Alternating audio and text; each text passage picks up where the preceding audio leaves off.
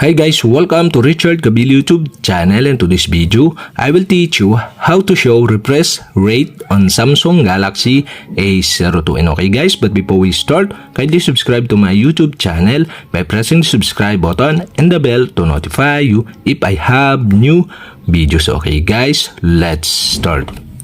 So okay guys, here in your Samsung Galaxy A02, you'll have to do is go to settings.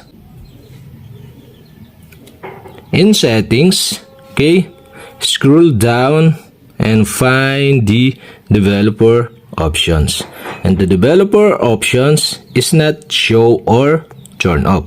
To show or turn on the developer options, you'll have to do is go to About Phone. Here in About Phone, go to Software Information. Okay, tap this. In software information, you can see here the build number. And okay guys, to show or turn on the developer options, you'll have to do is tap the build number 7 times. Okay, 1, 2, 3, 4, 5, 6, 7. And the developer mode has been turned on. And okay guys, go back and go back again. And now here in settings, you can see here the developer options. Okay, you can see below. So you'll have to do is tap this.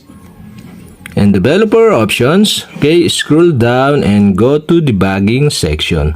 Here in debugging section, you can see here the show refresh rate.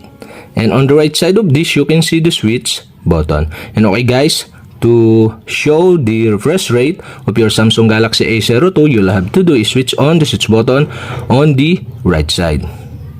And okay guys, here the refresh rate. Okay, so if this turn on, show the refresh rate for the current display.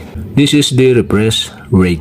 And that's it. Okay, we have successfully show refresh rate on Samsung Galaxy A02. And okay guys, to hide again the refresh rate, you'll have to do is switch off the switch button on the right side to hide the refresh rate.